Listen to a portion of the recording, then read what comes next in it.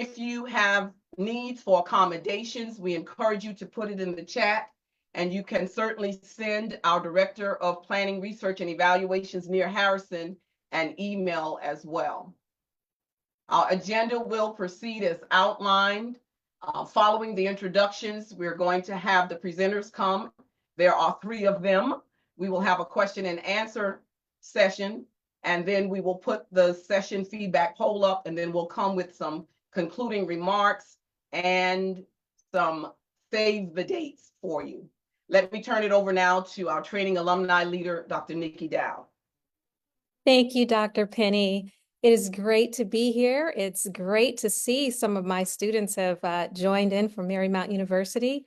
As Dr. Penny has said, my name is Dr. Nikki T. Dowd. I am an assistant professor at Marymount University and a 2020 graduate of the Partners in Policymaking program.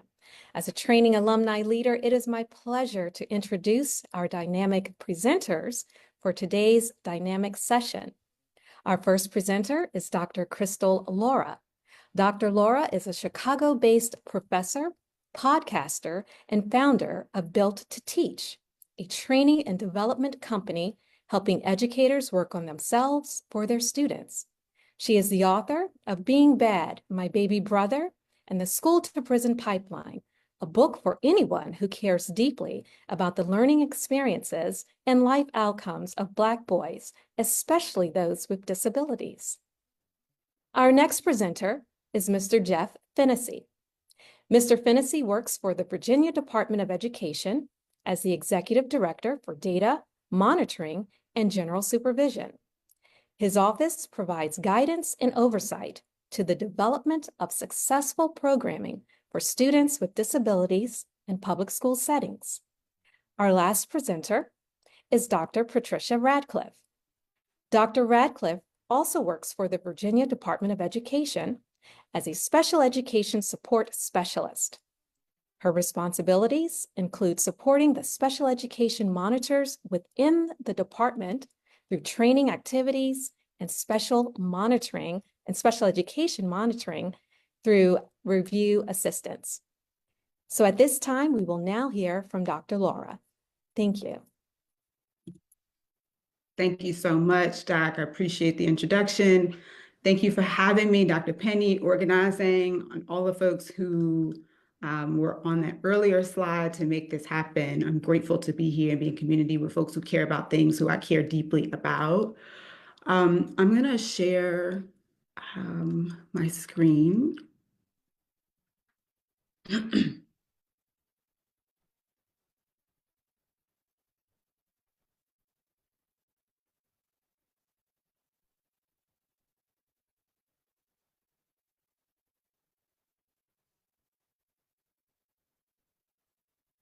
Oops. There we go.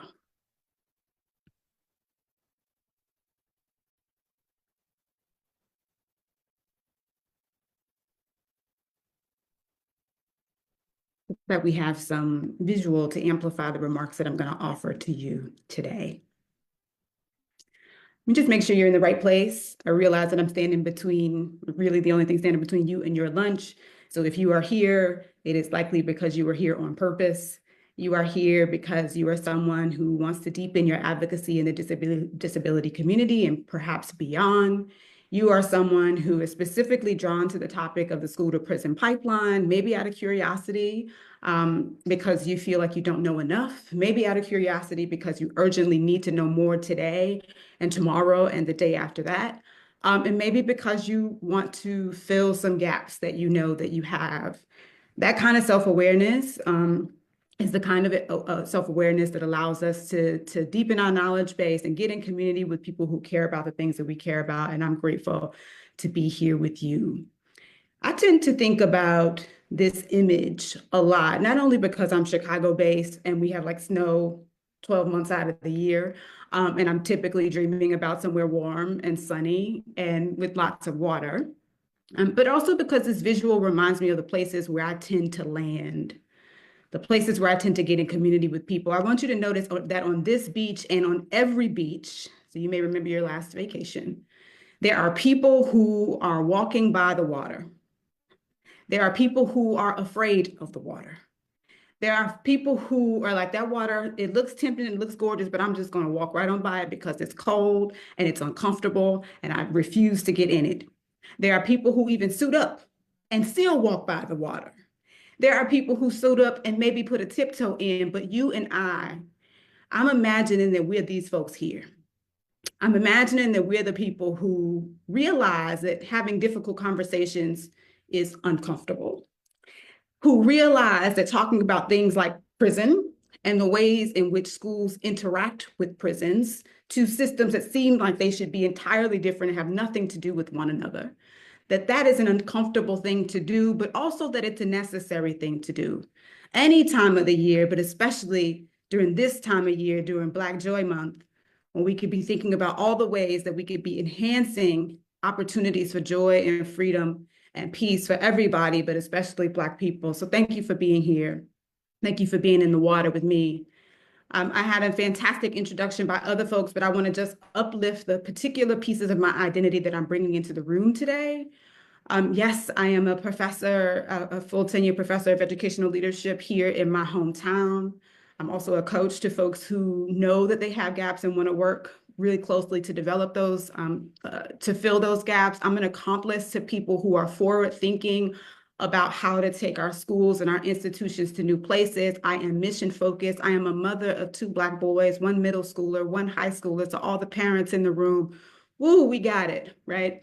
I am a 3-time book author. You'll hear me talk about my first book, because that is the center of our time together.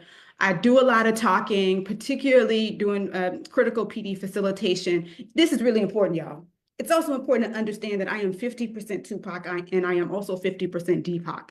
So for people who understand both of those, you need to know that that is my mix. When I walk into a room, you are going to get anchored, you are going to get calm, you're going to get peace, and then you're also going to get a little bit of Tupac, okay? You're going to get a little edge too. So that's important to understand as we go into my remarks. Here is the most important thing that you need to understand about me. I'm also a Capricorn. So if there are any other Capricorns in the room, listen, let me know in the chat, hey to you. But for those of us who are not Capricorns, this is what it means for me right now. It means that I'm obsessed with being structured and organized. I'm obsessed with being grounded and anchored, but I'm also really obsessed with finding actionable, practical solutions to complex problems. I'm obsessed with figuring out how can we make something that seems intractable, that seems massive, that seems insurmountable, become the tiniest approachable, straightforward steps that we can act on right here and right now. So that's sort of the angle that I'm bringing into the room. It's also really important to understand that for me, someone who was born on January 6th, it's also a reminder that there is work to do. There is an annual reminder for me that there is work to do. So the work that I'm anchored in for our conversation is around the school to prison pipeline. And so much of the work that I'm able to do, the conversations I'm able to have, and the people who I'm in community with are like us in the water thinking about what does the school to prison pipeline mean exactly, and what can I do about it? So the remainder of my time with you should feel like a conversation that you have with a neighbor, with a friend, with a colleague who you actually like, about what this thing is and how you can do something about it. Okay. Let us focus on some basics. I am a teacher, so I am going to ask you to write some stuff down. So if you are not prepared, let's go on right now and grab some notes or something to write with so that you have this. I see you, DC girl. Thank you. I'm glad I represented us well. Here are some basics that I want everybody to walk out of the room with. If you remember nothing else that I say, I want you to remember what's on this slide. These 3 things. 1, that the school to prison pipeline is a metaphor for a very real trajectory.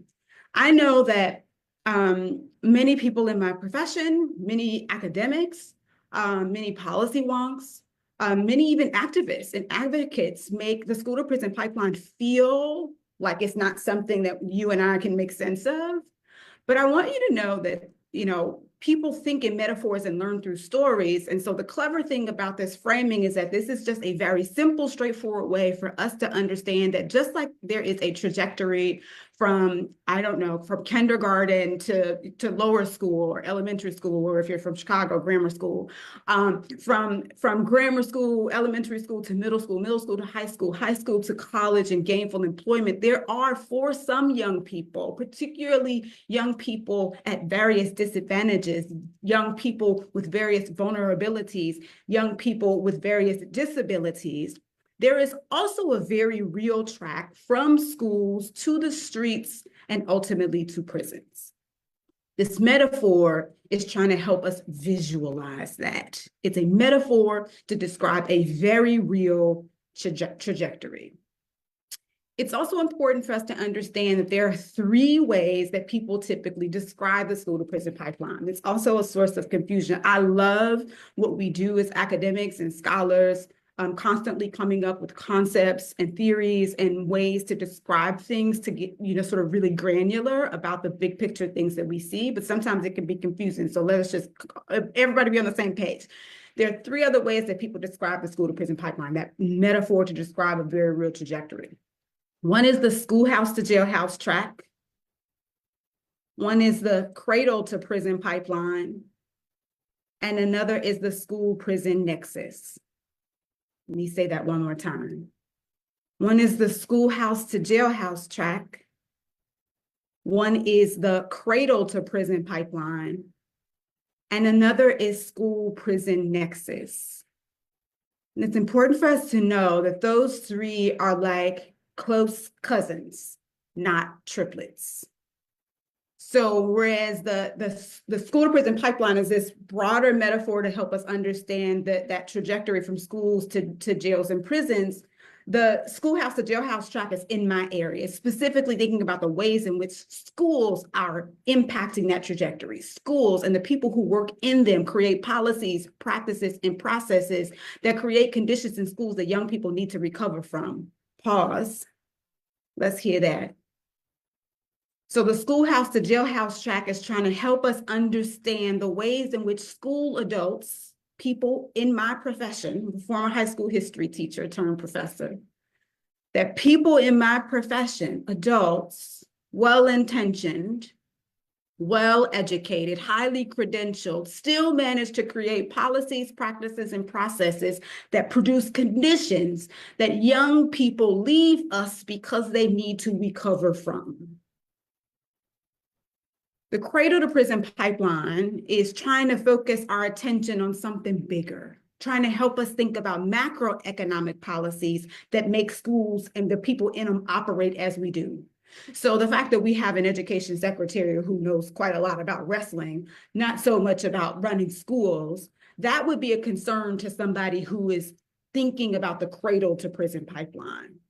Someone who's interested in the growth of prisons and the prison nation and how fueling, powering, providing funds for our justice system then creates opportunities, a need really to fill them with other people, right? Or there's this dependency between prisons and schools so that undereducated, under-resourced folks still have some place to go, if you're with me. Someone who's interested in the cradle prison pipeline would be worried about those connections. And same thing, school prison nexus, someone is thinking about those interactions. But for us, I want us to focus on that forward part, that schoolhouse to jailhouse track, mostly because I'm an educator and that is the primary identity that I'm bringing into the room. So then you need to understand too that you can't wake up each day with the school to prison pipeline on your heart, on your spirit, and not believe that it can be ended. It would be very difficult to walk into this room with you and anywhere else if I didn't firmly believe that there were actionable, practical, approachable things that can be done to end it. So my work and the rest of our conversation together will be for about the things that we could be partnering with educators to do in order to end this. So I need you to be thinking, neighbor, I'm taking good notes. If we were in the room together, we would have some call and response moment, because I just need you right now. I'm just going to believe in my spirit that you are with me and you are thinking, neighbor, I am taking good notes, because my goal for the rest of our time together is that you will walk away feeling like you have something you can converse with your colleagues about. You can converse with your kids about, you can converse with your neighbors about. So I want to make sure that you have something that you feel is like, you know, something you can move forward with. Okay, there are 10 nudges that those of us who care deeply about young people in particular, but also young people with disabilities, can be thinking about as we have conversations with educators, as we have conversations with parents and kids, as we ourselves are thinking about how can we communicate when we are seeing this metaphor, when we are seeing this process, when we are seeing young people who are moving away from us, when we see young people who are disengaging from us. What can I talk about? What is the language that I can use to be in partnership with parents, with educators, with folks in the disability community, with people who care about this issue? How can I talk about what can happen? I'm going to give you 10 things that we could be talking about and that I obsess about and I spend so much time talking to people about. One is we can ask of ourselves and each other that we strengthen our core. So DC girl and anyone else who's in the room, if you are someone who is in the fitness community or you have a fitness routine, just like raise your hand or let me know you're here. Where are the fitness people in the room? And if there are none, Dr. Penny, that's going to be a whole other discussion. Okay, we're going to have a whole other workshop specifically about taking good care of ourselves. Okay, I see you. Dr. Nietzsche, oh, Dr. Dow, hey, CrossFit. Okay, Jessica is here. Sarah's got something going on. Lauren is working out. Okay, I see hands raised. Great. Weightlifting, pure bar. Okay, walking 5Ks, fantastic. Oh my gosh, Marie, I'm a Peloton junkie. Okay, Trey, we got hip folks. Okay, so you're going to totally understand this. Everybody who's responding here, Planet Fitness, I see you. You understand that you cannot do anything safely without the strength of your core. You know that. None of these activities, not the walking, not hitting the tread, right? Not any of that, not the pure bar, not the lifting especially. None of this can happen safely without a strong core. We know that as fitness folks, physically, right? We know that from the body perspective that is absolutely true. But I would argue as someone who is in both worlds, in the health and fitness and wellness world, and also in the education world, I would argue that the same is true educationally. That if we don't have at the very center of ourselves a strong core, set of non-negotiable principles through which we do our work, then somebody is going to get hurt.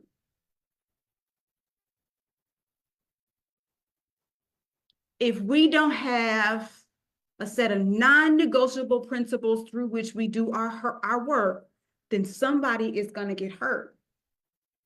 So when I'm paying attention to young people who are leaving our classrooms, voluntarily or by force, I am looking around for the principles that guided interactions, right? What was in place here? What are the shared values? What are the shared commitments that are happening in this space or not, that would give me a sense of understanding how is this young person moving from this space that's supposed to be a space of sanctuary and healing and support and education, right? Centering, grounding, love. How is it this young person is moving away? So the research and good sense tells us that working against the pipeline requires an explicit commitment to incarceration prevention rather than incarceration expansion. That we have to be thinking really concretely and be unabashed about the fact that we understand that we are in a unique and powerful position, and having the clarity of conviction and being confident enough to say, I am here because I am here to protect young people. I am here to create home. I am here to create sanctuary. I am here to prevent problems that come up if people don't have a wonderful experience in our space. That is absolutely essential. It's not sort of a random abstract thing. It's a super practical, actionable thing that we can be embedding into our work with young people. It's also important to think about this idea of having a critical lens. We're all educated on this call. So it's very easy to think that when I'm saying critical lens, I'm talking about the ability to develop well-reasoned argument, check, we're credentialed, we can do all of that. What I'm saying is that having a strong core, as you would on the tread for that HIIT workout, for doing the weightlifting, have a strong core as you are interacting with a young person, as a parent, as an educator, as an institutional partner, right? Is to be thinking, how can I ask of myself to constantly, consciously unpack and constantly rethink this idea that it just is what it is? So much of the time, we just accept that what's happening in the world or the way in which we go about things, that's just, it is what it is. But moving against the pipeline, interrupting this movement, this trajectory, really asks us to pause and sort of push against that and ask, well, why is that? And how can things be otherwise? So non-negotiable principles through which you do your work, you have to be confidently committed to preventing problems and creating home, place, and sanctuary in schools, committed to a critical lens that allows you to consciously unpack and constantly push against the way it is, or that phrase, it is what it is, and also be knowledgeable that our prison nation is big. That there are currently about 1.9 million people locked up in the US. About 80,000 of those are young people, right? And these are also young people who are often grossly undereducated, under-resourced, have lots of vulnerabilities. And as I was alluding to earlier, these places really rely upon people in my profession to not show up, to not do what it is that we are supposed to do so that those spaces have young people to occupy their spaces, right? So number one, what is an actionable thing that I can be doing to create a space that young people don't have to recover from? One is I can make sure that when I'm talking to myself, I'm talking to my neighbor, I'm talking to my colleague, I'm paying attention to what's happening in classrooms. I could be saying, what are the core commitments in this space? What are the non-negotiable values that keep this young person here and feeling loved and feeling seen and feeling understood? Number two, don't believe the hype. I see you, DC girl, thank you. For sure, inaction is an action, 100%. Yes.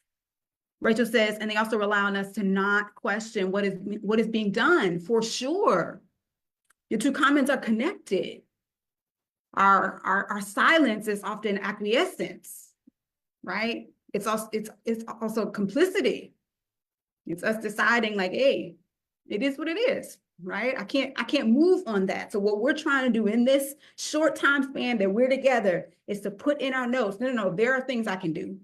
I may not be able to do everything, but I can do something. And right here, right now, I know that I could be paying attention to the core commitments. I know I could be asking myself, what is the hype in this space?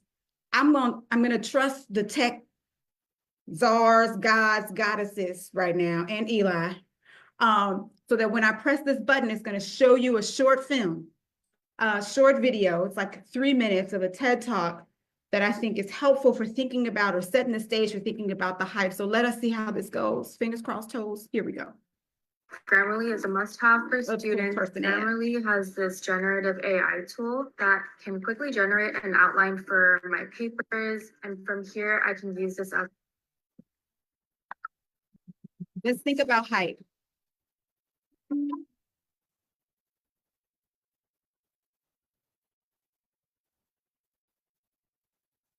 Today, a baffled lady observed the shell where my soul dwells and announced that I'm articulate, which means that when it comes to enunciation and diction, I don't even think of it because I'm articulate. So when my professor asks a question and my answer is tainted with the connotation of urbanized suggestion, there's no misdirected intention. Pay attention because I'm articulate. So when my father asks, what kind of thing is this? My articulate answer never goes amiss. I say, Father, this is the impending problem at hand. And when I'm on the block, I switch it up just because I can. So when my boy says, what's good with you, son? I say, I just fall out with them people, but I done.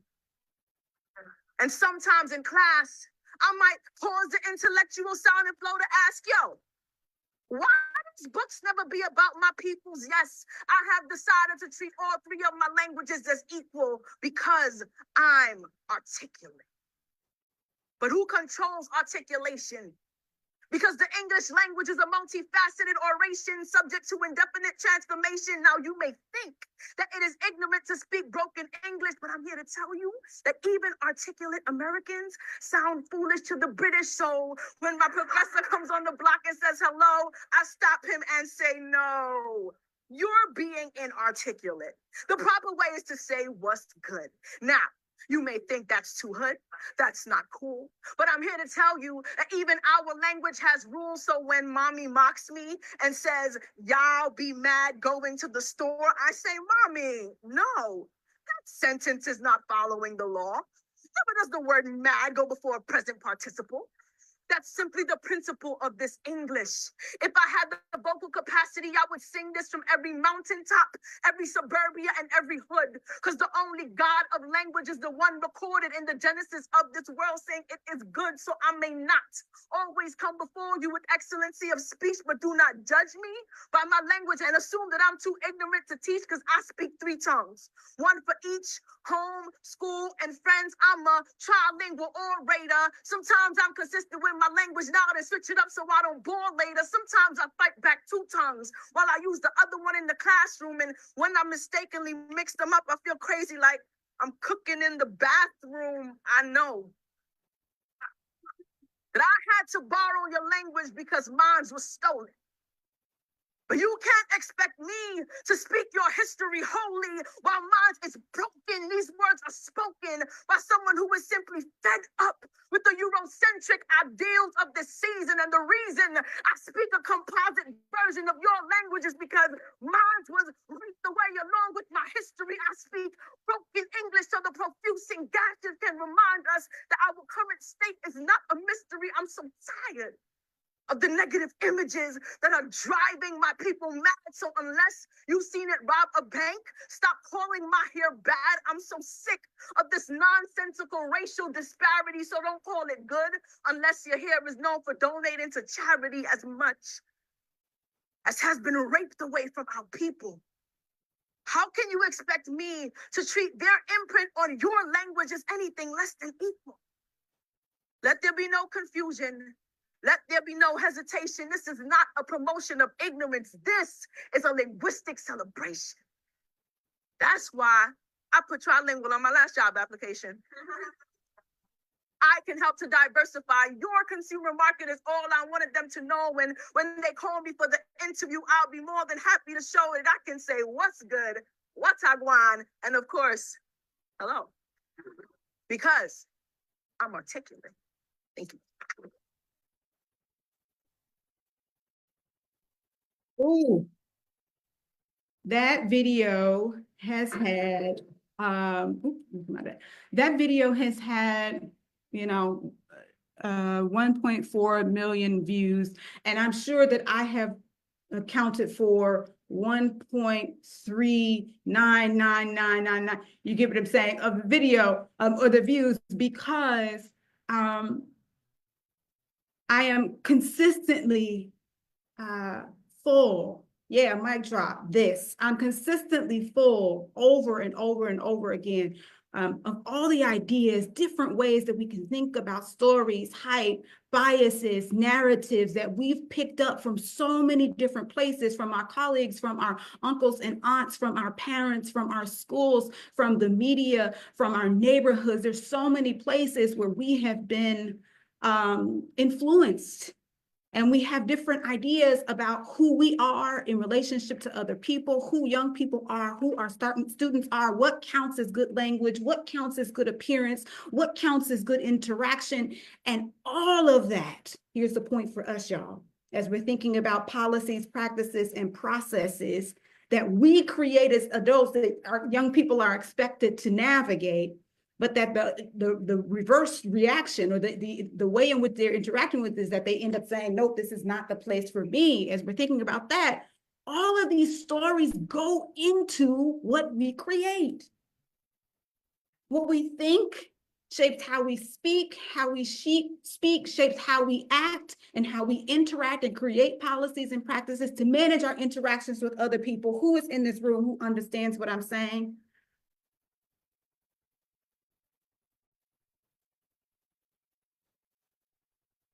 For sure, I see you, Kia, that what we think shapes how we speak, and what we say and how we speak shapes the way in which we act and interact with young people and create policies and practice to manage those interactions. I see you, Esther, thank you. So our colleague, the poet, right? The poet, the professor, the youth organizer who offered that piece to us really grounds us in all these different ideas about the hype that really gets in the way of us doing the work that we feel called to do.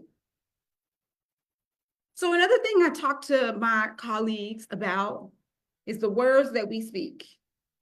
And listen, I got away with people. So when I tell folks to watch their mouths, I give them this face. They generally are okay with me hitting them with it. But I'm talking about something very serious.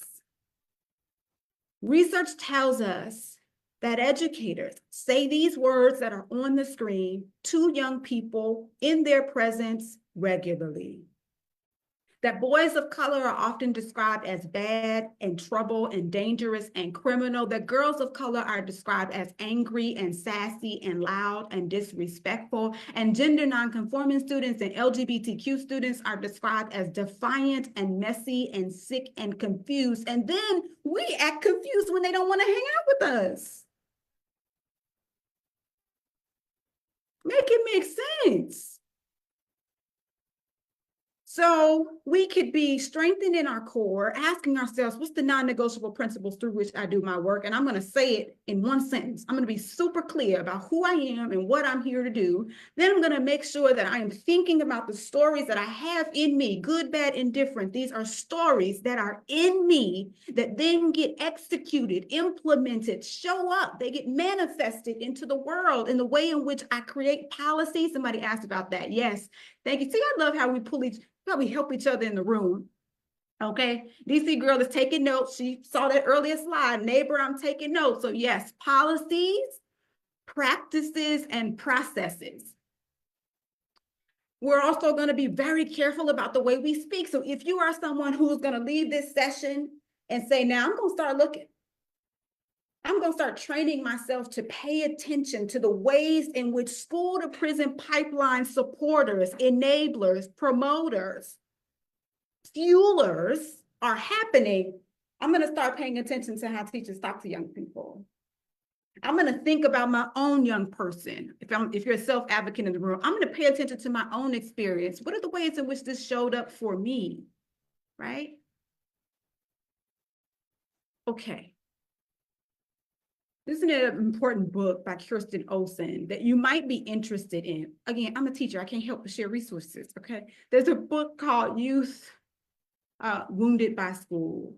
And one of my colleagues, a researcher and teacher, wrote that there is such thing as learning lacerations. There is such thing as school wounds. And she said that learning lacerations and school wounds happen when young people have been treated in ways that are demeaning, that are disrespectful or devaluing of their fundamental humanity as learners.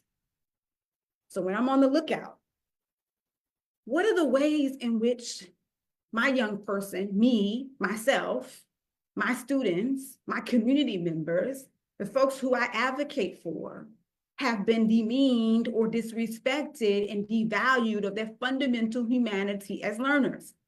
Those can be cues. Those can be red alerts, red flags that are showing me the ways in which my young person, my community members, the people who I love and adore, are being nudged out of spaces of learning and growth and development and toward other spaces. I'm going to start getting faster because I want to hear my other colleagues get into the conversation too. Hey, Annie, thank you. I appreciate you. Number 4, resist the urge to punish. This is huge. I don't know the colleagues who are going to be speaking. I look forward to hearing from you. I told Dr. Penny that I tend to judge how well I do as a speaker and as a teacher by how much I learn. So I'm looking forward to switching roles. But I suspect that we're going to hear a little bit about numbers and what punishment numbers look like and all of that. And maybe not, maybe I can offer some later. But here's something huge that we need to be paying attention to as folks who are worried about the school to prison pipeline. This is often what comes up in the school to prison pipeline discussion. Is this is probably what you were more, what you imagined you would be hearing about coming into my presentation about the school to prison pipeline.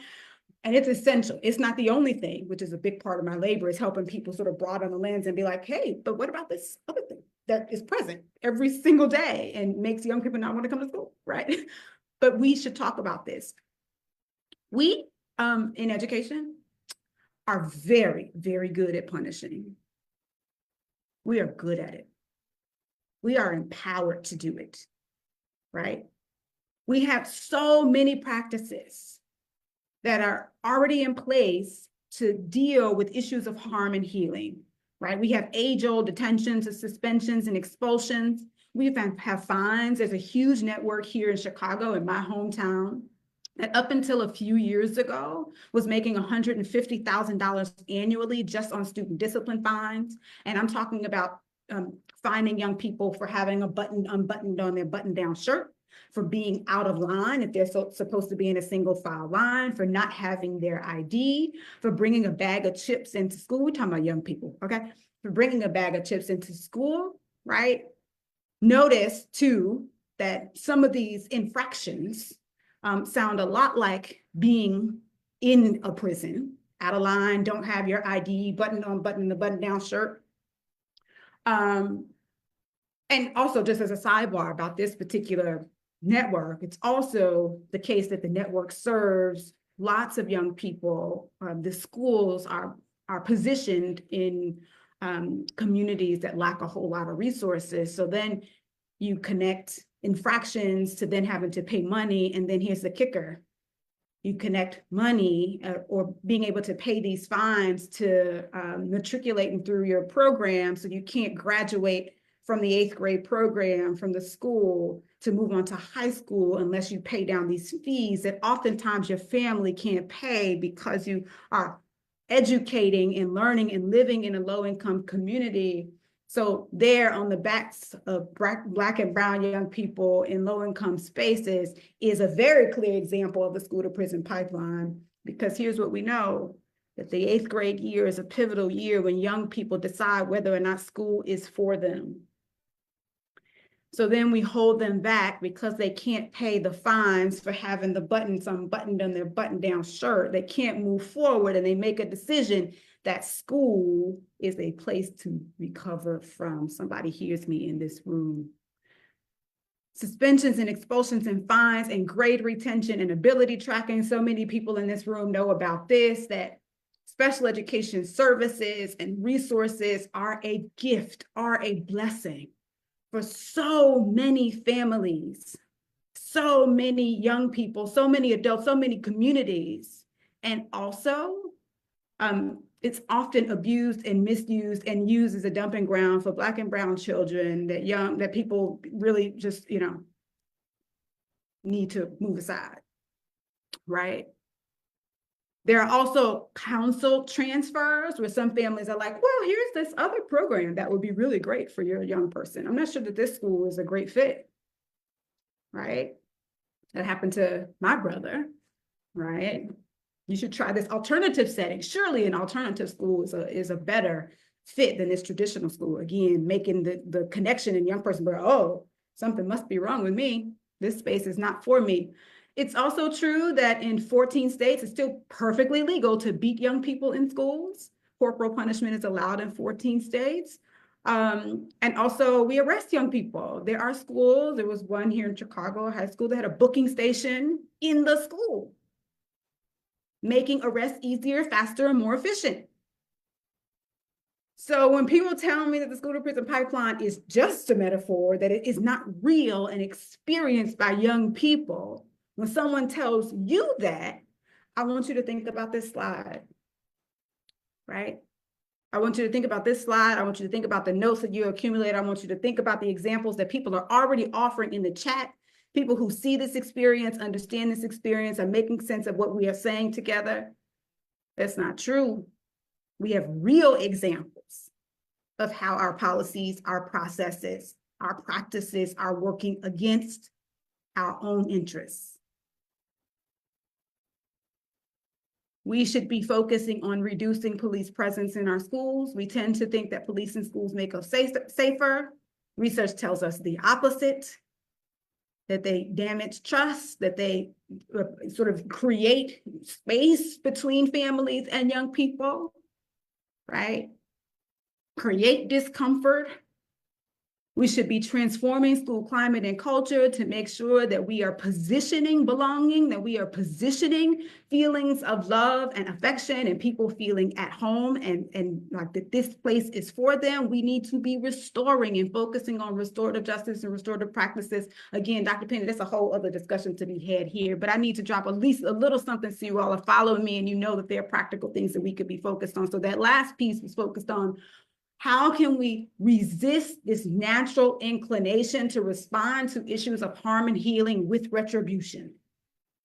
How can we resist it? Even though this has been with us for hundreds and hundreds of years, that's how we respond, eye for an eye. How can we think creatively about new ways to approach issues when they happen, right? We're talking about schools and young people and systems. We also could be thinking about how to say the right words. I told you a few slides ago about things that are the wrong words, for sure. But can we think for a moment about what might be the right words? And I have 3 suggestions: love, justice, joy. In the book that I wrote, Being Bad, My Baby Brother in the School to Prison Pipeline, the final chapter focuses on looking at using, amplifying, grounding work in love, justice, and joy as a pathway forward. And those words can mean everything and nothing at all. So let me just give you some guidance and ground us here. I think that, like my feminist Black shero, Bell Hooks, says that love is an action we take to enhance or alter our own or someone else's well-being. It is a verb. It is something we do. So I think that we should be thinking about how can we do love? How can we teach in ways that focus on love and respect and understanding of young people? Because Jawanta Kunjufu, researcher about the lives and experiences of Black boys, tells us very distinctly, you cannot teach a child you do not love. You cannot teach a child you do not respect, and you cannot teach a child you do not understand, point blank and period, right? It's also important that we think about justice. It can mean lots of things. To me, it means something very specific. It means that we are creating spaces that are anti-racist, that are multicultural and multilingual, and they are grounded in the experiences of our students. We believe that classrooms should be anti-racist, multicultural, multilingual, and grounded in the experiences of our students. Monique, tell me more. I'm happy to help. And I know it's a little bit strange, but I'm gonna do it anyway to quote myself. But it's also true that we should be doing this work from a place of pleasure. That if you don't wake up each day to struggle and strive toward justice, toward finding pleasure and joy in this work, we should be doing something else. We should be doing something else. Because there is so much policy work, there's so much practice work, there's so many processes that have to be created that are built on an entirely different foundation, that if you are grumpy and angry and you don't like children, or you don't like Black children, or you don't like children with disabilities, this is not the place for you. I spend a lot of time traveling with that message. Love, justice, and joy. We could be thinking about those words. Number 6, we could be a student. I know, Dr. Penny, I'm on my way out, okay? We could be a student, number 6. Yes, Lisa, you got it. We could be a student. The best teachers are incredible students.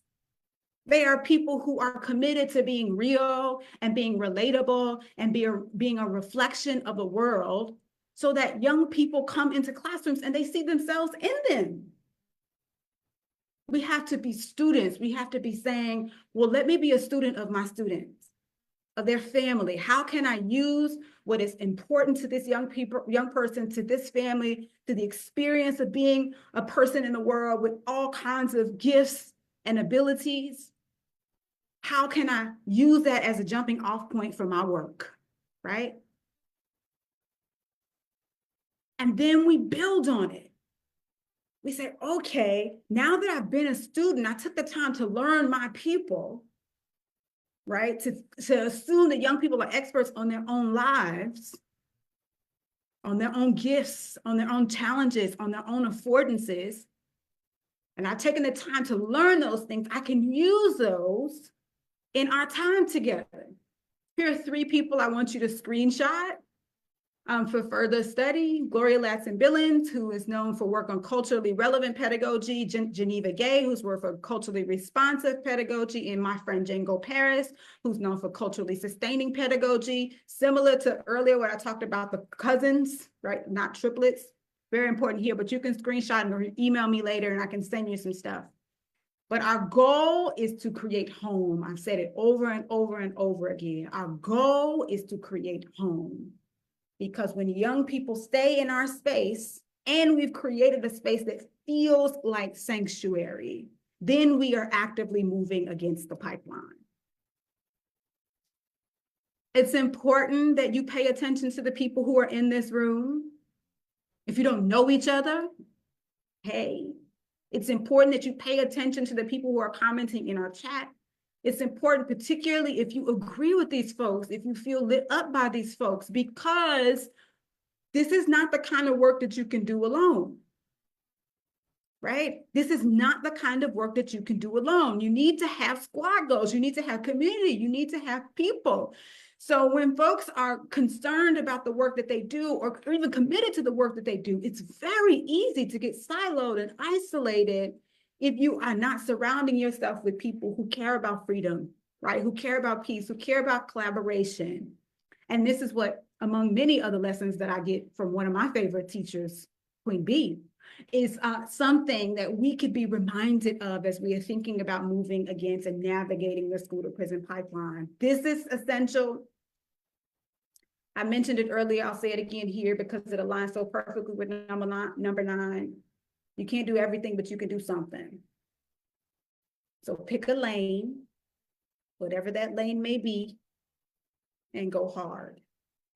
If your specialty is providing special education services and directing people where they need to go, be the go-to for that. If your specialty is bringing in people who have different kinds of expertise and all care about the same issue, be the go-to for that. If your specialty is creating programs that really help people understand this issue or something else, be the go-to for that. Whatever your lane is, pick it and go hard.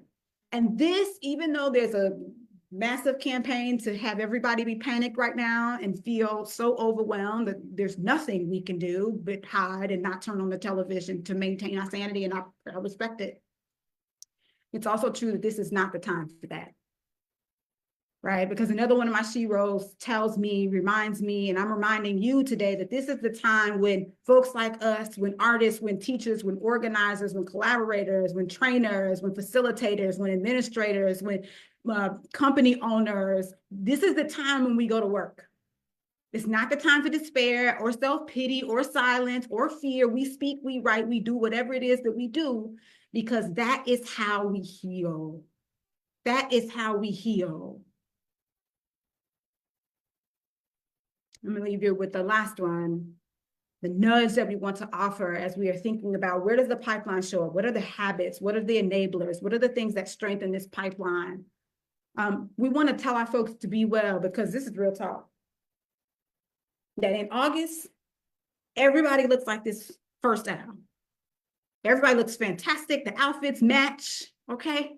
Everybody is put together. By October and November, our teachers are looking like the other owl. Okay. And common sense, but also research tells us that when we are like this, when we are the scattered owl, we have less capacity to make the decisions that move in our interests. There's something called a vulnerable decision point, right? With that space between stimulus and response is a key space. And if I'm all frazzled, if I'm stressed out, if I'm burnt out, I'm not thinking straight. I don't have the capacity to make the move, to make the decision, to communicate with a student, to communicate with a parent, to file the right paperwork, to push the paperwork to the right people, if I am myself not in the right space. Y'all understand? I know the fitness people understand what I mean, but I hope other folks in the room who are watching this live and also who watch this later also resonate with this idea that it's important. It's not a tangential thing. We need to be vigilant about bringing these things into conversation. How are schools related to young people not being in schools? Well, we got to be thinking about how we're showing up for young people. We have to be thinking about how we interact with young people. Because here's the takeaway. When we feel weak, the pipeline gets stronger. So these nudges that you and I are going to be thinking about for ourselves, thinking about as we have conversations with our neighbors and our kids' parents, our kids' teachers. These nudges are intended to help us remind ourselves of the power that we have to create spaces where young people can thrive, where they feel belonging, and where they don't feel like they need to move away from us and get caught up in all kinds of other stuff, and get caught up in the streets, get caught up in other intermediary spaces, and ultimately end up in jails or in prisons. I have maybe, I'm gonna save these and come out of my slides. Yeah, our time is up, Dr. Laura. And I am sure there are questions. However, I'm going to ask, I'm sorry, I'm going to make sure that ask, I get out of my screen. Christine, if there are a few questions that showed up in the chat, I am going to ask if we would hold them and allow the other speakers to go, and then we'll take all questions at the end. I want to honor our time together. This has been an excellent session, and I've seen a lot of chat, a lot of responses. I love that you were positive, not dumping on it, but giving us real strategies of what we can do to make a difference and an impact. Awesome. Let me turn it over now to the Department of Education. Dr. Laura, hold on, because we're coming back with any questions at the end. But Mr. Jeff Fennessy and Dr. Patricia Radcliffe, we turn it over to you now. Well, thank you for that, Dr. Penny. when you reached out to me and asked me to help with this session today, I eagerly knew that I could help, but I also realized that I needed to ask Dr. Radcliffe to attend also because I know my lane. Dr. Laura, I know my lane. It's data. I know my lane. It's peeling back layers of the onion to shine spotlights on where there may be issues. I also know that I'm not the one with all the answers. And Pat is on there to help support that. Dr. Penny, I also feel set up today. You didn't tell me I would be following Dr. Laura, and that just felt like a setup, and I'm leaving it at that because she's pretty dynamic. So my name is Jeff Fennessy. I'm the Executive Director in the Office of Data Monitoring and General Supervision. I've been at the State Department of Education. I'm entering my 21st year now at the department. My first job was improving services for students with disabilities who were incarcerated. So I can say that I've been in nearly every single jail in the state of Virginia. Pat, Dr. Radcliffe, monitors detention centers, monitors the others. So we're not on the side of fixing the problem, but after students end up in that situation, we want to make the most of it, the best of it, and so forth, and ensure that they're getting services. So I do feel for that. What I'm going to do today, when I thought about this with Dr. Penny and said, okay, what can I provide? Well, I can provide data. I collect a lot of data, I analyze data, and I submit data to the U.S. Department of Education. So what I'm going to do is talk about a few of the data sets today that we send to the USED. Some of it has never been seen publicly because it won't become publicly available until after full submission in April, and then become publicly available on 1st of June. I'm also going to peel back some of those layers today. And this is a manner that typically we don't do at the department, but because of this presentation today, I tried to tie some various data sets together and then peel back some layers to see if I could shine some light on areas that you all are very familiar with. So Eli, next slide. Okay. Specifically on suspension and expulsion, we collect data in a couple different ways. We have something called the State Performance Plan Annual Performance Report, specifically Indicator 4. Dr. Pat is the indicator chair for Indicator 4. She's been doing that a long time. And so we're going to look at that data at the statewide level and then try to peel back a few of those layers. We also have the same data organized differently, and that's into a tool called Comprehensive Coordinated Early Intervening Services, or CCEIS. And then Pat's going to talk about the various technical assistance and professional development that we have at the state in place to support LEAs. Next slide. Okay. As I previously mentioned, the data that we're going to show today was just submitted to U.S. Department of Education, whole aggregate together at the state level. So it was submitted on February 3rd of 2025. It will become final after April 24th when we hit submit our final submission to them. And then we post the state level reports and division level reports publicly on our VDOE website on June 1st of this coming year, which then turn around and make local determinations at the school district level. So at this point in time, even though I'm going to be sharing it at the statewide level, it is officially considered draft until it's officially submitted to USED. So next slide, Eli.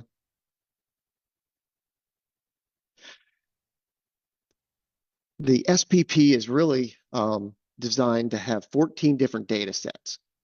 Now, not All of it is important. All of it sheds different lights. But today's topic was really and I was trying to tie together how historically suspension and expulsion and graduation and dropout are tied together. So I'm really limiting today's piece to those three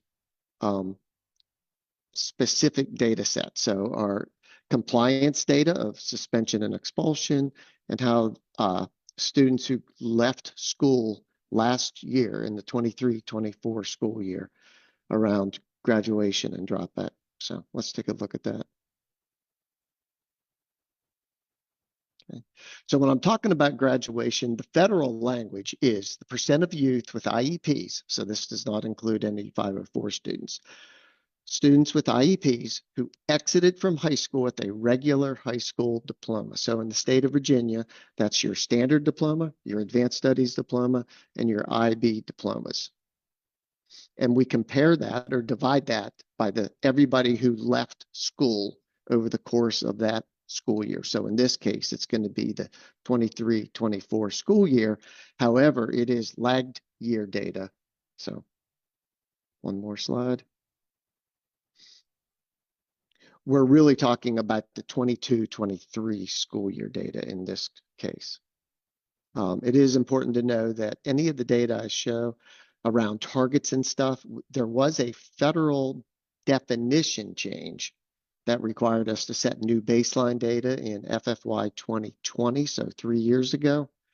And then we had to build targets out from there. So next slide. All right, so specifically, and this is where I think it's important, because this is overall aggregate data for every student in the Commonwealth who left high school and graduated with a standard or above diploma.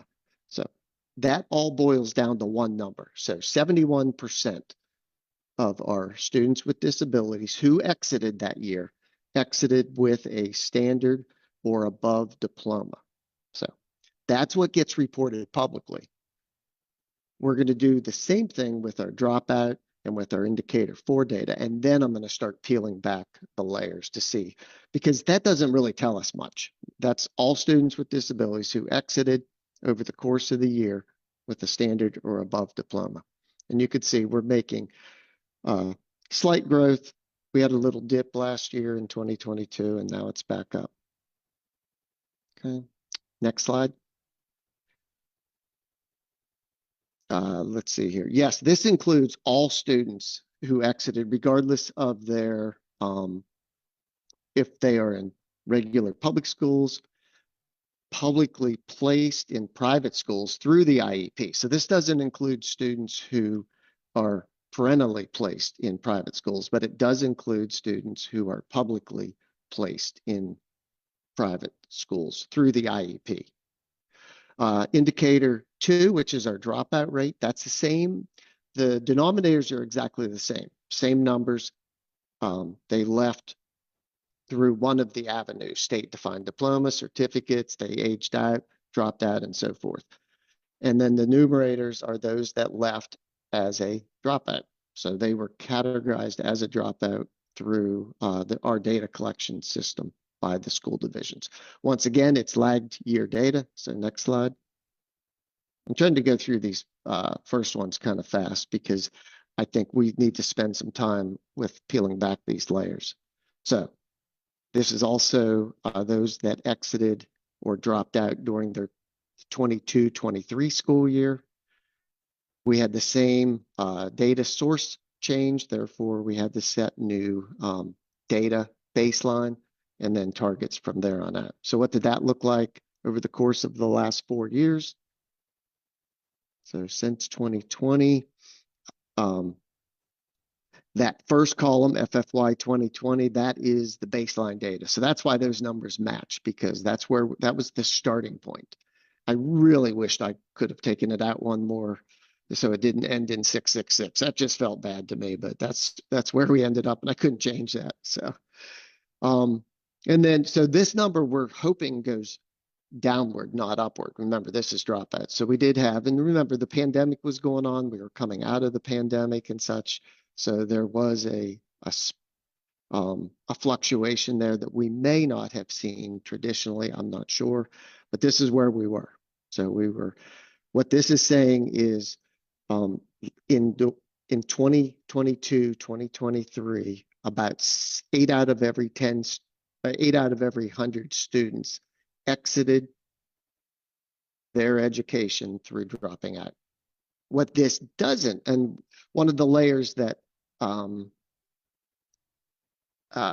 this layer of onion that you don't see is, what if the kid dropped out in 11th grade, 9th grade, 8th grade, as Dr. Laura mentioned, that's a turning point for these.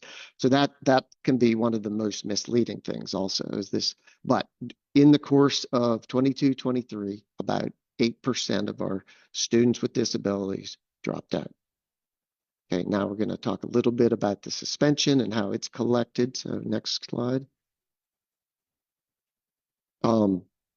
Indicator 4 is broken into 2 categories, 4A and 4B. I did not really discuss 4A. 4A compares all students with disabilities who accumulated greater than 10 days of suspension. Race is not considered with 4A. So I'm focusing today on 4B because what it does is really take the different races across as the data is collected and compares one race to their non-disabled peers. That's how the formula works for this. And then there's a second component to it, and have policies, procedures, and practices that contribute. So one of the things in Virginia, we have 131 school divisions, districts. Of those 131, 41 had at least 11 students with disabilities in a particular race suspended 11 days or more, which means 2/3 of the division did not meet the small n requirements. Of the 41, 4 also have been identified for non-compliance because they have policies, procedures, and practices that contributed to that, meaning they have a policy, procedure, or practice that contributed to the significant discrepancy and didn't comply with federal and state regulation. So that's where that 10% comes from. That's basically 4 out of 40, or roughly 10%. Okay. Next slide.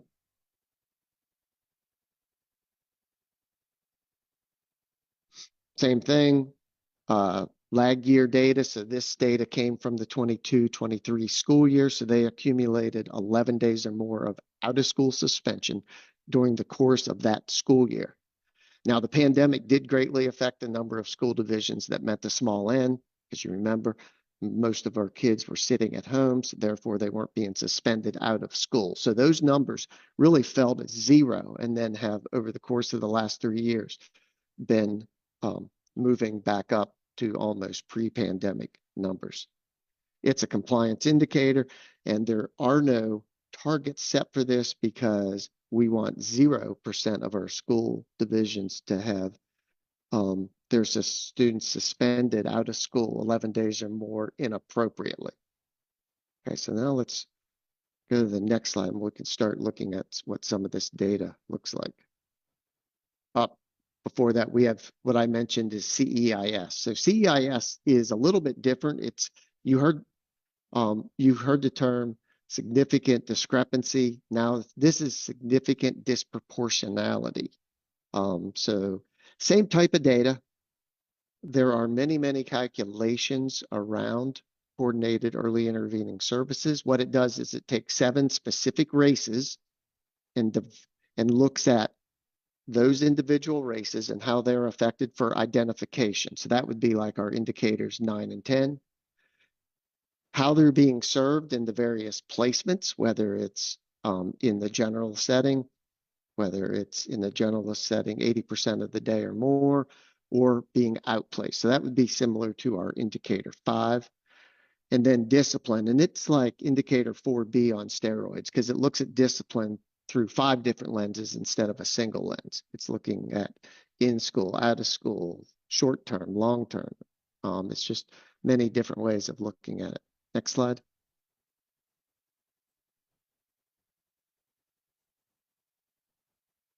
So once again,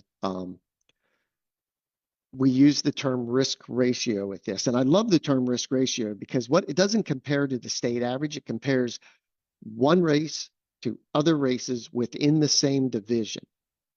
So if there's a high percentage of suspension for one race compared to all others, then the risk ratio detects that.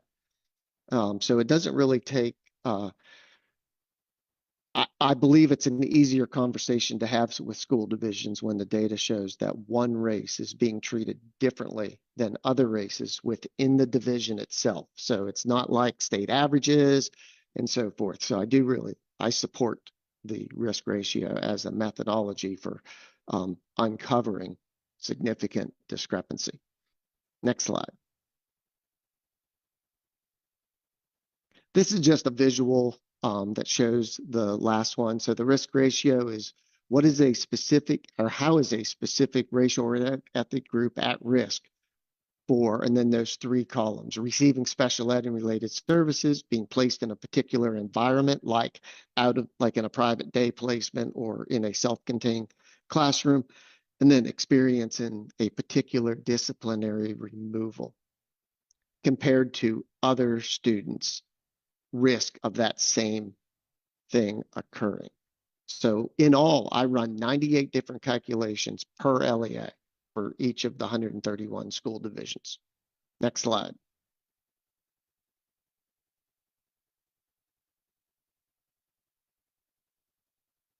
These are the 7 races that are captured. And so all this is in statute. So I know there's many, many more races, but these are the 7 that the U.S. Department of Education under ESSA and IDEA require us to run these calculations on. Next slide.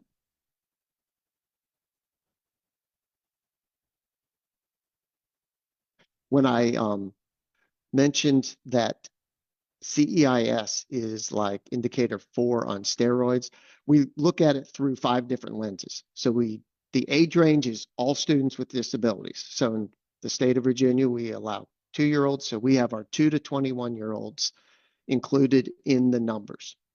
And we look at those kiddos through out of school suspensions, 10 days or less, 11 days or more, in-school suspension, 10 or less, in-school suspension, 11 days or more, and then any disciplinary removal.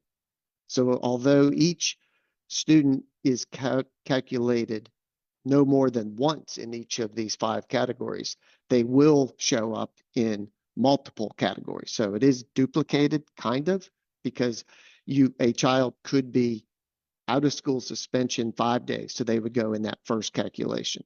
It could be in school 11 days or more throughout the course of the year cumulative, so they would be in that calculation.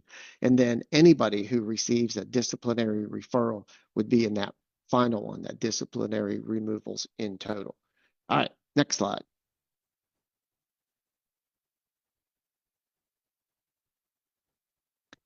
This is just basically shows what happens with CEIS. So if you are identified with having and when I say you, I mean the school division is identified as having a significant discrepancy in one or more of those 98 categories, they must set aside exactly 15% of their IDEA Part B funds.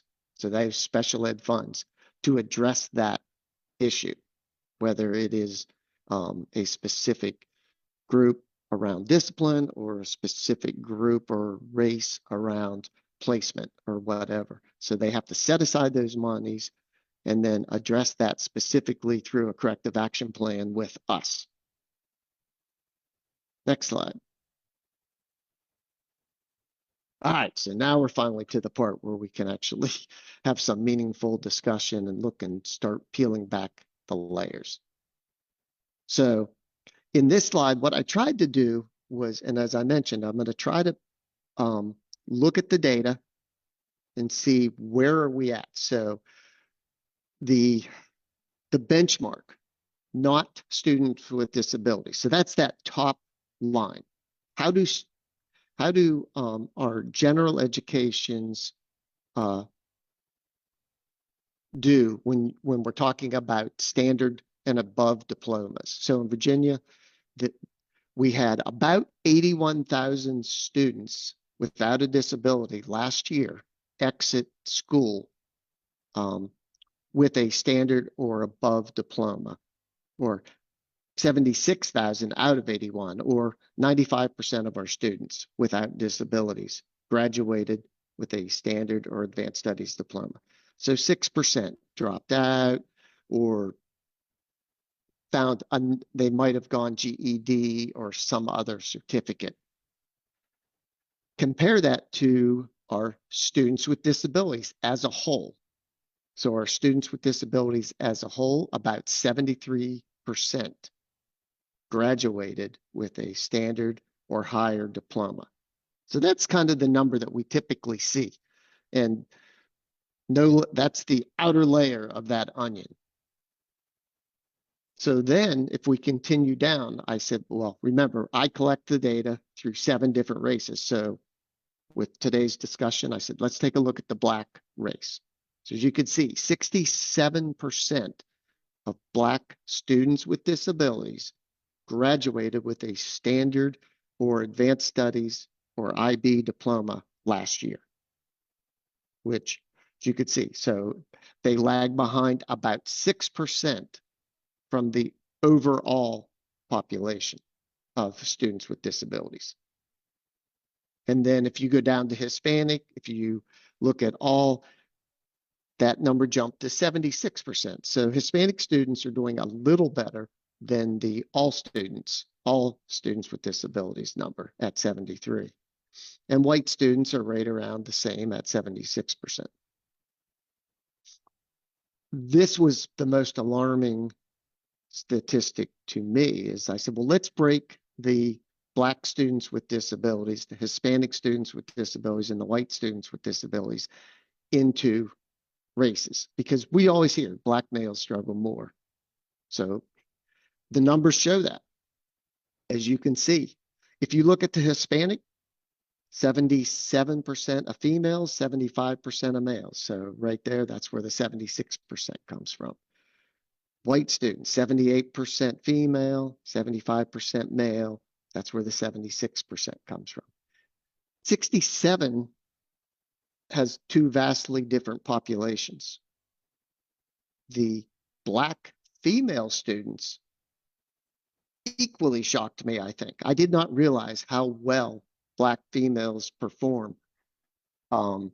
They outperform all students with disabilities. I mean, they really, regardless of the situation that they're in, they achieve, it feels like. So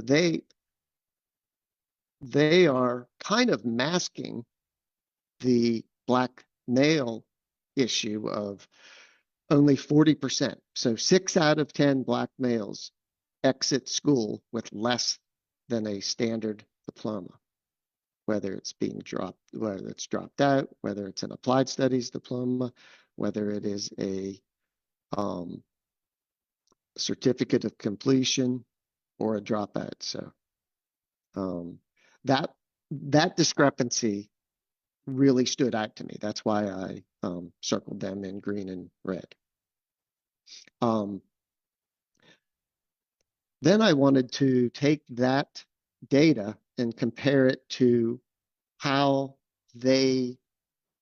what was their senior year like, the last year they were in high school. So as you could see, that green column, the next 2 columns to the right, are the same populations disaggregated by never going to the office and receiving an out-of-school suspension. So as you could see, the vast majority of students without an IEP made it through their senior year. 97% of them made it through their senior year without getting an office referral that resulted in an out-of-school suspension. When you add IEP into the mix, that 97 dropped to 93. And then if you take that 93% and break it out by race, and like I said, I just did Black, Hispanic, and white on this chart, you could see that for Black students, that 97% dropped down to 87.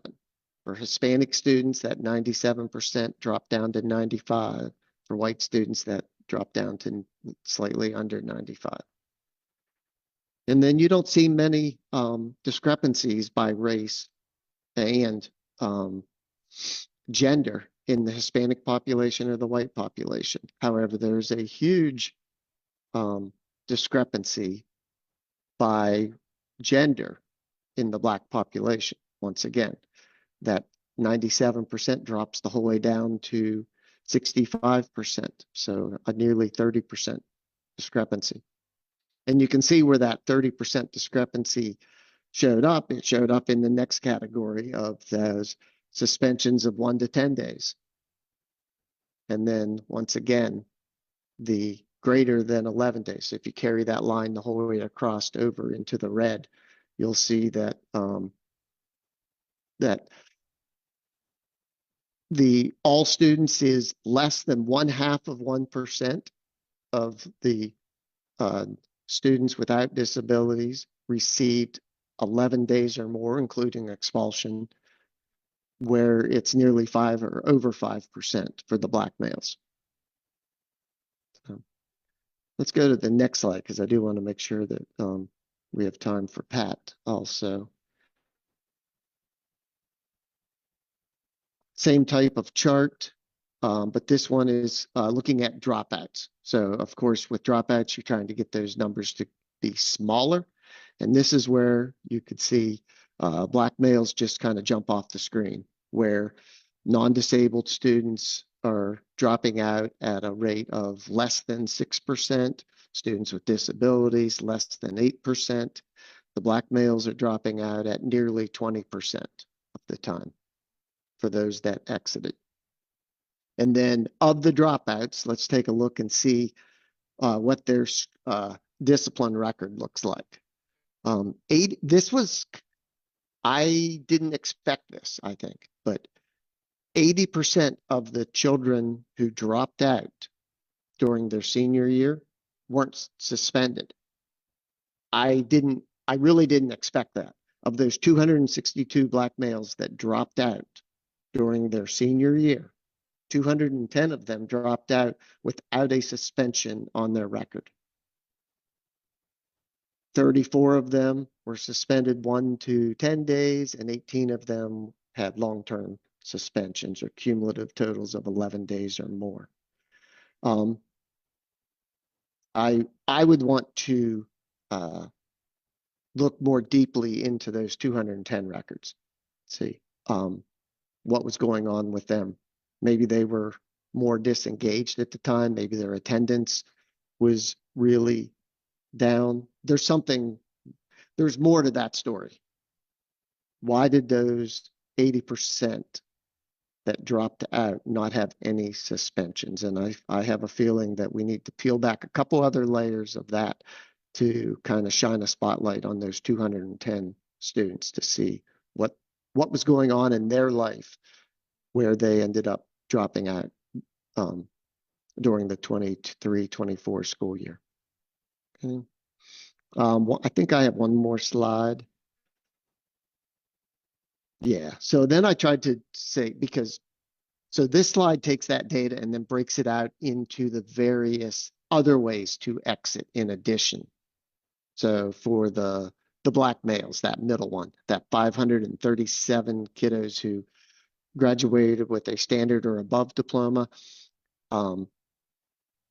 what happened to the rest of them? Well, a great deal of them did leave with a diploma. It just didn't happen to be a meaningful diploma that ended up with a that was being recognized by the federal government. That is our state-defined diploma, applied studies, that is determined through the IEP team meeting the goals of their IEP. So as you could see, of those 1,300 Black males with IEPs during the 23-24 school year, 40% graduated with a standard or above diploma, 40% graduated with a applied studies diploma, and then the rest either dropped out or completed a certificate or GED. And then you can also see some of the number of days on the sign. So you have access to these. You can kind of disaggregate this, take a look at it, and go a little deeper along the way. Is there what's the next slide look like? Yeah, so this is where I transition out, let Dr. Pat take over and talk a little bit more about what we do moving forward.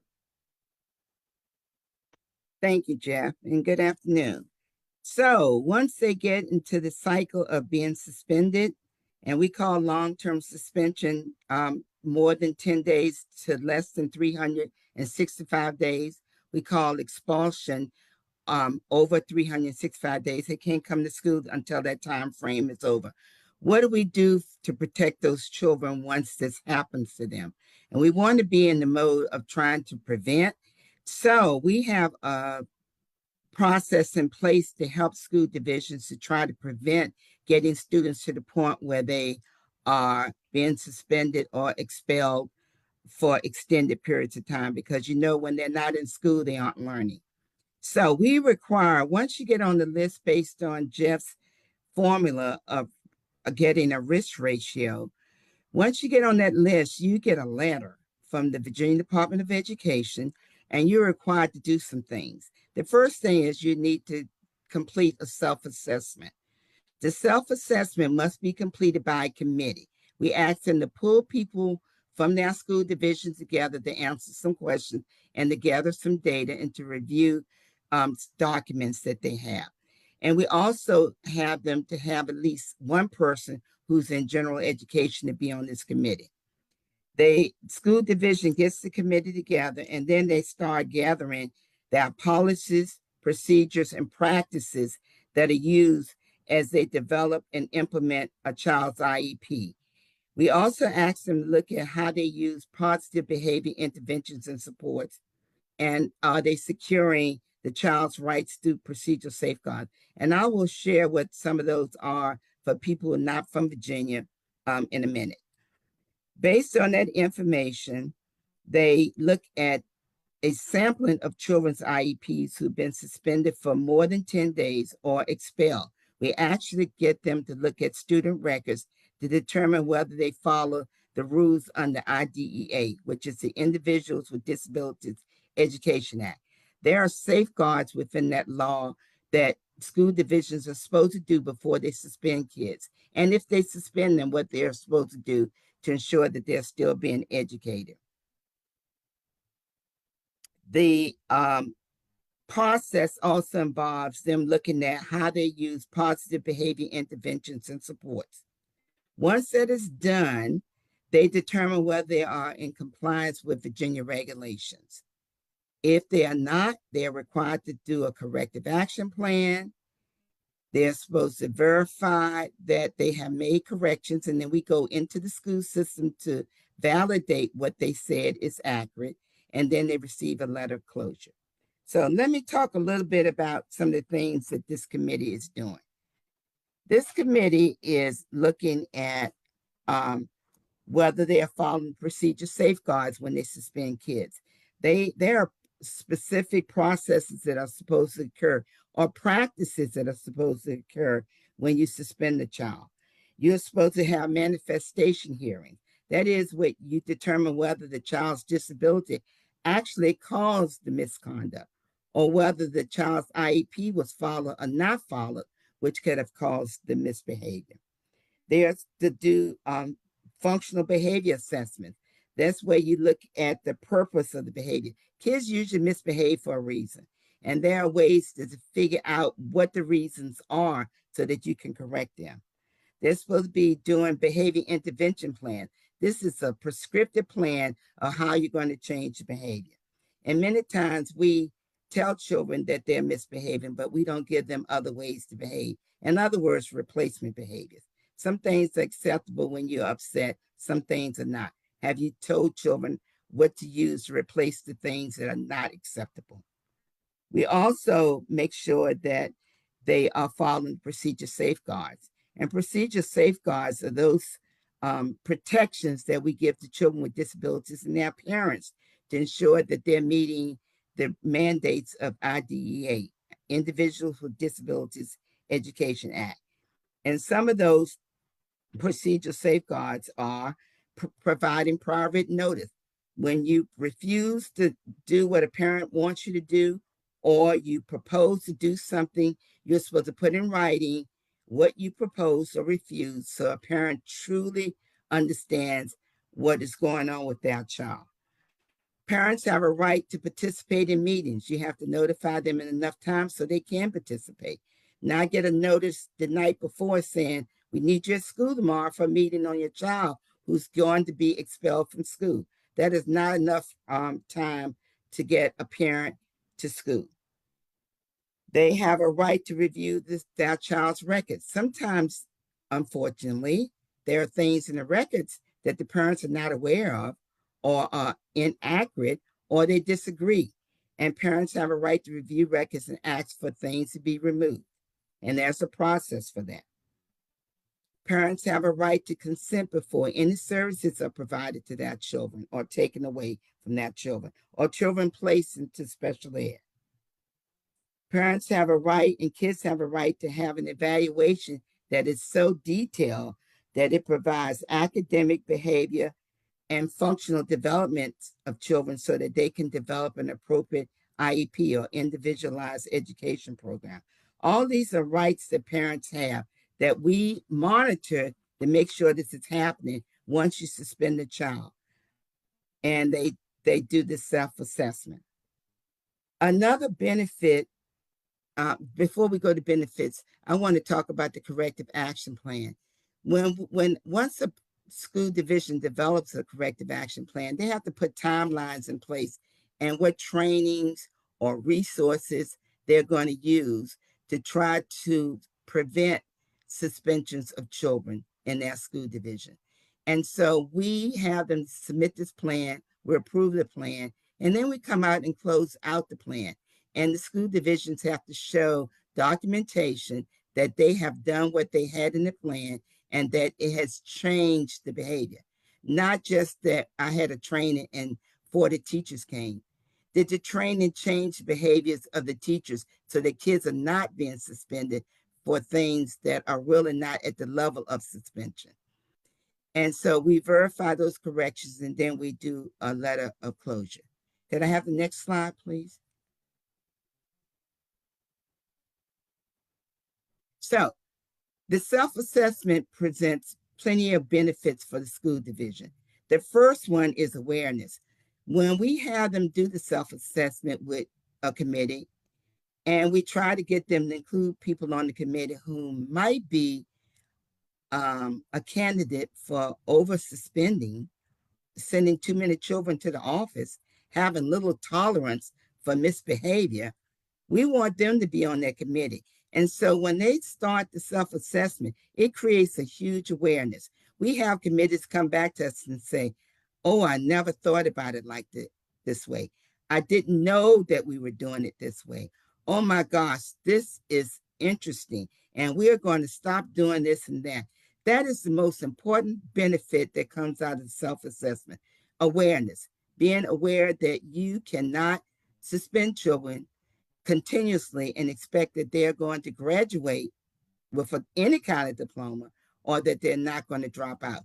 Because research shows once you start suspending them in kindergarten, and we do have that, it sets up kids feeling that they're inadequate and they disconnect from school.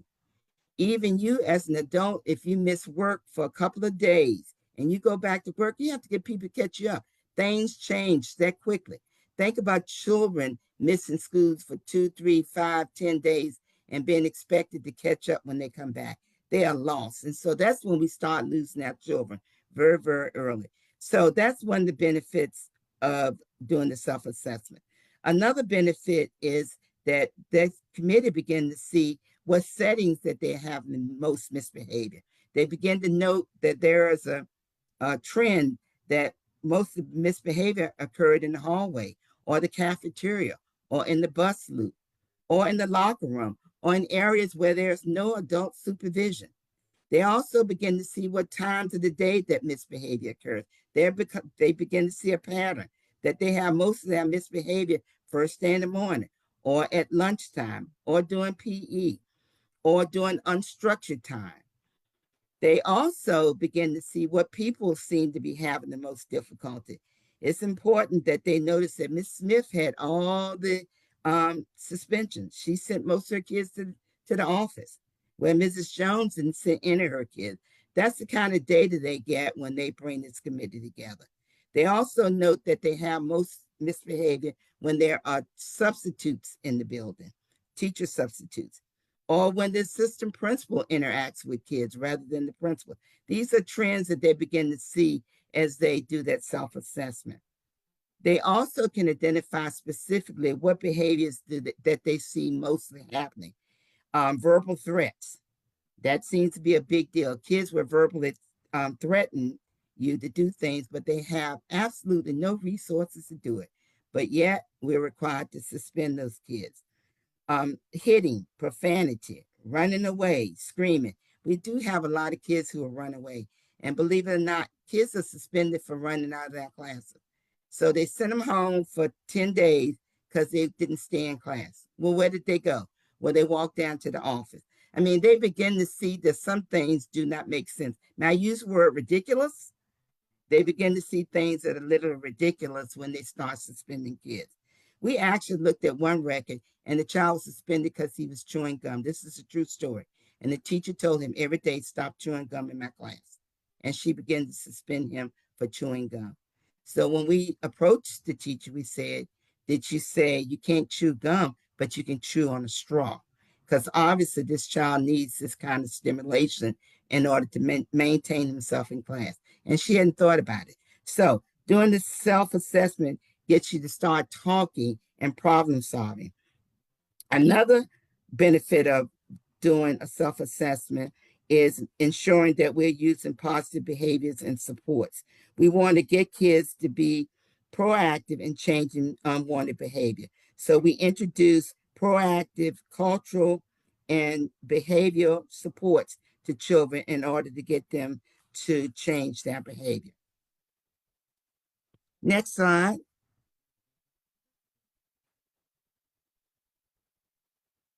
Okay, so some of the schools who had to do the self-assessment are listed here, and we listed them by region. For those in Virginia, you probably recognize the region, but Region 1 is around the Richmond area. Region 2 is Tidewater. 3 is the Northern Neck area of the state.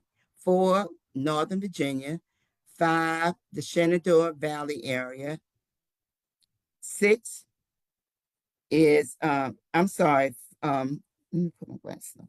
4 was Northern Virginia, 5 is Shenandoah, and 6 is the Roanoke Valley region. And we have 8 on there too. 8 is heading south towards the North Carolina border. And so you can see some of the school divisions that had to do the self-assessment. And we didn't put what the risk ratio was for suspending children, but I'm just going to give you one example. In Region 1, Hanover suspended. If you were Black in Hanover, you were 7 times as likely to be suspended from Hanover schools. If you are in Region 2, if you're in Williamsburg, you're 5, almost 6 times as likely to be suspended from school if you're Black. If you look at Region 6, if you were in Roanoke County and you were white, you were 3 times as likely to be suspended for some misbehavior. So we keep this data and we share this with the school divisions to help them see the significance of what's happening when you suspend kids. And so hopefully that knowledge will help them to be more proactive as they develop that corrective action plan and trying to change this practice. Our last slide shows some of the resources that we use to try to help school divisions. And one thing that was mentioned was restorative justice. We do use that in the school division where we get people to voluntarily dialogue, the victims, the offenders, the communities to talk about ways to bring about harmony and calmness. We also have the TTACs, our Technical Assistance Centers. They provide training, they provide materials, they provide all types of resources, even support to try to help our school divisions work with behavior issues. We have our VCU Autism Center for Education. We have our Transition Innovation Centers. We do Virginia Tier Systems of Supports, where we provide supports to whole groups and then small groups and then individuals trying to change behavior. We're trying to create new leaders to help us in the field of special ed through our Aspiring Special Education Leaders Academy and our new Special Ed Directors Academy. So, and then we provide resources on our website as well, guidance documents, any type of technical assistance that we can give school divisions to try to break the cycle of suspending children with disabilities in Virginia schools. Thank you. Wow. Thank you, Jeff and Fennessy and Patricia Radcliffe, Dr. Radcliffe. Thank you both. These numbers are not surprising, but when we hear them, they're always overwhelming and staggering. Really good data. I'm sure that some of us are overwhelmed by them. I'm going to ask the presenters if they would put their emails in the chat, because I'm sure that some of our participants would like to have an opportunity to ask further questions. We will be providing the PowerPoints to our registered participants. So if that is a question, we will do that. I want to take the next 10 minutes and ask Christine if she would join me to see if we can't get some of the questions to all three presenters. So Absolutely. Absolutely, Dr. Penny. So one of the questions that came in is, how long is the correction period before a closure letter is sent? And how do we, as parents, know that we've permitted enough time to track markable changes? So when we find noncompliance and they submit a corrective action, before they send a corrective action, we send a report. And a report specifies exactly where you're out of compliance and what you need to do to correct it. They do the corrective action plan. In our letter, it says you need to correct noncompliance as soon as possible, but no later than 1 year from the date of this letter. Most school divisions want to close out as soon as possible because they want to move on to other things. So the turnaround time is based on their corrective action plan, because there are timelines associated with each activity that they're going to do. But legally, they have 1 year from the date of notification. In actuality, we close out within a few months. It's also important to realize that when noncompliance is identified, the noncompliance is based on a inappropriate policy, procedure, or practice. So it may not be as clear cut as the actions they're doing. That's a much deeper problem. And that's where that root cause analysis helps the most. It's easy to fix a deficient policy or procedure. It's hard to fix the root cause. And that really becomes the crux of the issue with the division. So, Kia, do I see you have a question? We can't hear you, Kia. Is your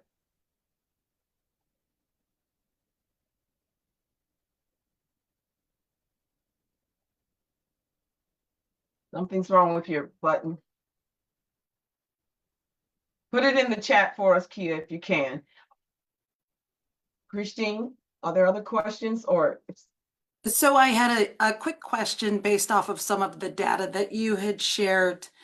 as it relates to indicator 14 on those post-secondary outcomes for students, when you are tracking the individuals, specifically the Black students that you mentioned at 5%, are you following up with them to find out where they ended up? And did a majority of those students, or what were their outcomes? So that is another layer of the onion that has yet to be explored. So when Christine was referring to indicator 14, that is our post-school outcome indicator. So 1 year after graduation, school divisions are reaching out to all individuals who left for whatever method, whether they left through graduation, dropout, whatever. The school divisions reach out and find out what they're doing, their post-school outcomes. Are they attending school? Are they working? Are they entered a 4-year college? And there's very specific rules around working. It has to be for a competitive wage. It has to be for a set number of hours per week and so forth. That data is collected through we contract with Virginia Commonwealth University for that through VCU's Center for Transition. That would be another layer of trying to connect those individual student identifiers with our data in this set. But no, we have not done that. So, but yes, that would be an interesting next layer to try to pull together. It is 1:50. We're going to pull up our evaluation poll, the survey. We're going to put it on the screen, and we're going to take one more question or two questions, and then I'm going to yield to my executive director, Terry Morgan.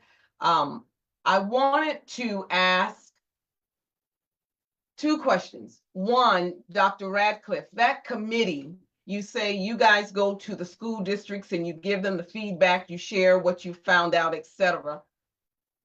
Is there any tracking on what they do with that information?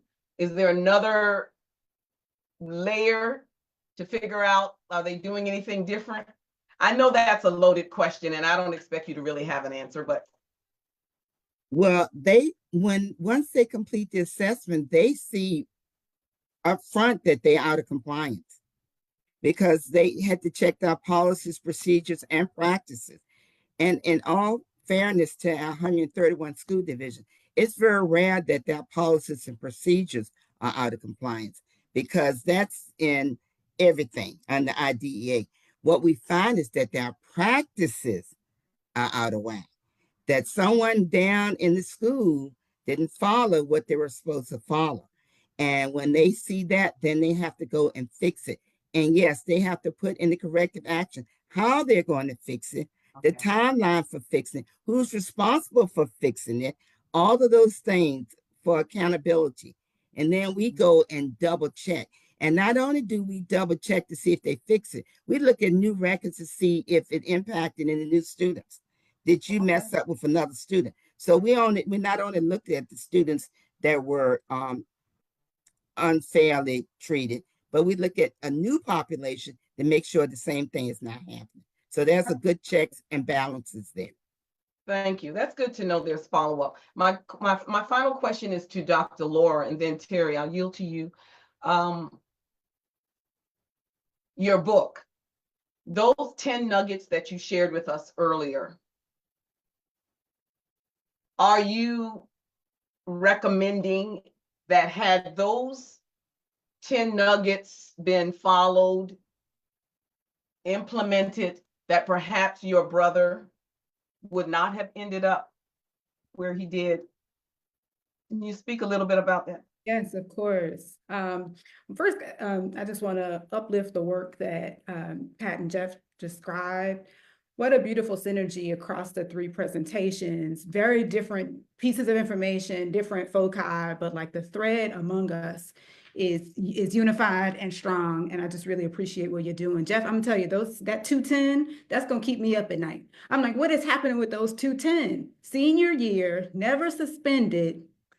Anyway, thank you for what you do. Right. Like, thank you for what you do. There's so much to do. And Jeff, you said over and over again, like lots of layers here.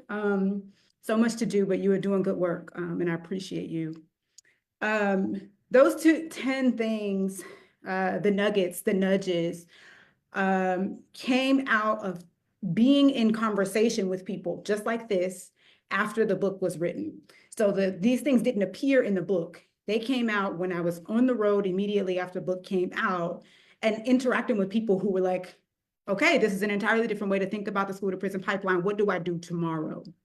And so they got crystallized with time and just having conversations just like this, folks talking back to me in the chat, folks talking back to me in real life, to clarify what things are landing, what things are helpful, what things feel implementable immediately, like today, tomorrow. And my brother came out right at the end of my slides. I cut them off because of time. Right at the end of my slides, I was about to show that in 2020, just 10 days before we learned as a country that there was a pandemic heading our way, Chris got out of prison. So the book tracks the story of his movement through the pipeline. For him, his initiation into the pipeline started when he was about 9. So many of the scenarios actually that Pat described, getting in trouble for chewing gum, all these different kinds of things that would feel, as she said, ridiculous, are things that he experienced. So the book tracks that. And then ends when he is about to go into prison, which he did for 7 years. He came home right before the pandemic and right before the virus spread everywhere, but also hit folks who were incarcerated in a very unique way, right? They can't get away to be by themselves and not spread it to other folks. And so since 2020, he has been interacting with this work and with me. And it's been really fascinating to think about, how impactful it is to think about what are the tangible ways that we could have prevented what happened.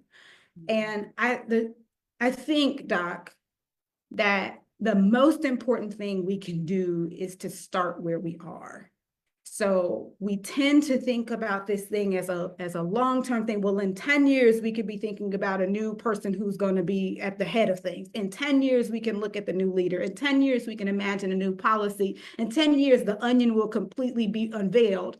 Or we could say, what's the next step in front of me? And then what's the next one? And what's the next one? So the short answer to your question, Doc, is 100%. I believe that if those 10 nudges and many others have been implemented, had been honored, had been considered, that he would have been in a different circumstance, which is why I go real hard with trying to have this conversation with as many people as possible so that there aren't more Chris's. And so we can I love being with you. I love seeing all your gorgeous faces, but I would love for there to never, ever be a need for another conversation about the school to prison pipeline, because we have somehow managed to put the wisdom together that is in this room and lots of other places so that it just doesn't exist. Thank you. Thank you. Terry. Yes, hello. I first just want to thank our presenters today for, it was really a well-balanced discussion. Dr. Laura, what you shared, it made me think about, the importance of the inner work that we all need to do, and just really understanding where we're at and what we bring to our work. And that inner work is so important. And I saw a number of chats about, thank you for the reminder. Thank you for re-energizing me. Thank you for reigniting, this discussion, because it's a really important discussion. In 2022, the Virginia board released an assessment on the school to prison pipeline. It's on our website, on our policy page. If you haven't seen it, I encourage you to take a look at it. And it really explores the school to prison pipeline in Virginia. And, it's important that this conversation continue. Dr. Radcliffe And Jeff, thank you guys for bringing important data. That transparency of that data, it's a really important part to the puzzle and something we really need to understand. And I really appreciate, the intention to look deeper into the data and into root causes and into what, schools can do, what teachers can do, what we can all do to raise awareness and change our practices. So I appreciate everybody who participated today, who came to the session, Dr. Penny, Christine, Kelly, all of your work organizing this, and to the training alumni. We value the training alumni, and they bring to us issues that are important. They have their thumb on the pulse on what's happening in the communities. And when we arrange these workshops, and Dr. Penny and her team work so hard to bring them together, it's based on what training alumni are seeing and what they want more information on and what they're hearing from other people. So it's a great collaboration. And I just appreciate everyone. Thank you. Thank you, Terry. Thank you, thank you, thank you. Wonderful session. It is 1:59 and we're right on time to our presenters. Let's show them some love and appreciation for an outstanding session. And Terry, I ditto everything she just said. Such a wonderful blend. And you each supported each other. Thank you to our alumni. We couldn't do this without all of you. If you didn't recommend this topic, we probably wouldn't be having it. So your work, as Terry just said, is very valued, and we appreciate you so much. I am tempted to say goodbye, but Kia, did you get in? Did we get her question at all? Or will you just want to, do you just want to follow up with the presenter, Kia? I have her question in the chat. Is it a long one? A little bit. Okay. Why don't we, if I could ask the presenters to stay back with us for just a minute as we go, as we leave, stay in the room with us. And Kia, if you could stay on, we'll try to get it answered real quickly for you. With that, though, again, on behalf of Terry and our Virginia Board for People with Disabilities, the work that we do, we appreciate you. Thank you for supporting us. We had 99 folks to log on today and 80 folks stayed with us. We will share our evaluations with you. And we do have our Partners in Policymaking training program. The marketing is out. The deadline is March the 14th. And we encourage you to share that. It is for adults, adult self-advocates, and or parents. And we have our Youth Leadership Academy. That marketing is out. That is for youth, 10th grade through 12th grade. If you're interested, if you know someone, please share that Virginia Board is offering our training programs in 2025, and we would appreciate having as many applicants as possible to make it competitive. We have 2 final sessions that will happen. Navigating Justice Part 2 is going to take place on a Wednesday, and we encourage you to register for it when the marketing comes out. March the 19th from 6 p.m. to 8 p.m. We try to do 2 different time frames. And then the final one for this state year will be supported decision-making, protecting rights, ensuring choices, and aging caregivers. That will be held on April the 11th on a Friday from 12 to 2. We thank you again for your time, for your patience. Thank you, presenters. We appreciate you. Thank you, thank you, thank you. Have a good weekend. Bye.